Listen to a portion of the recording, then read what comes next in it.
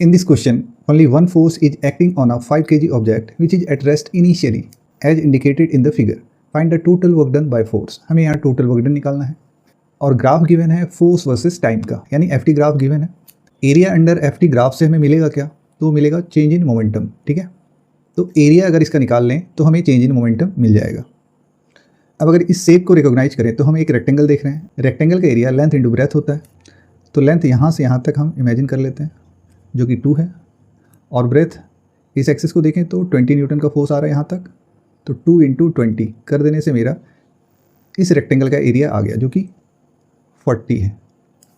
इसके बाद graph next 1 second के लिए यहाँ से यहाँ तक पहुँचता है, तो इसका एरिया हमें फाइंड करना होगा। इसके एरिया के लिए हमें ये डिस्टेंस -10 के बराबर होगा जो कि यहाँ से यहाँ तक है, तो इधर -10 हो गया और यहाँ से यहाँ तक ये 1 सेकंड होगा, तो 1 इंटू -10 जो कि -10 के इक्वल हो जाएगा।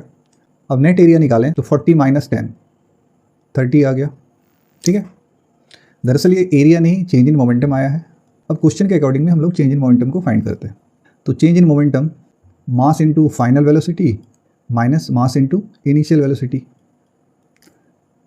मास हमें 5 kg गिवन है और फाइनल वेलोसिटी हमें फाइंड करना है, माइनस मास अगेन 5 kg और इनिशियल वेलोसिटी, क्योंकि बॉडी रेस्ट से स्टार्ट हो रहा है तो यहाँ इनिशियल वेलोसिटी के बदले में 0 लिखेंगे, तो इससे मेरा 5vf आ गया।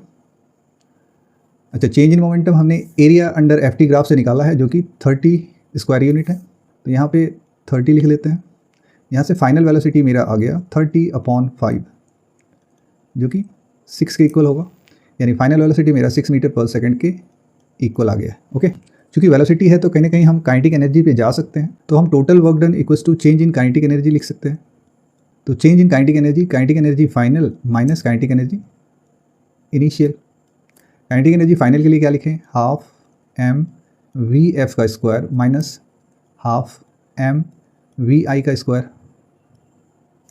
तो यहाँ 1/2 as it is, mass 5 kg given है और v फाइनल हमने निकाल रखा है जो कि 6 है, यानी 6 का square 36 minus half into mass again 5 kg और इनिशियल वेलोसिटी 0 है, तो ये पूरा टर्म 0 हो जाएगा। तो यहाँ से मेरा वर्क डन आ जाएगा जो कि इस टर्म के इक्वल हो जाएगा, तो हाफ इंटू 5 इंटू 36, 2 18 जा 36 और फाइनली 18 5 जा 90 जूल के इक्वल हो जाएगा। ठीक है, इसके थ्रू आउट मेरा ऑप्शन 1 राइट हो जाता है। ओके।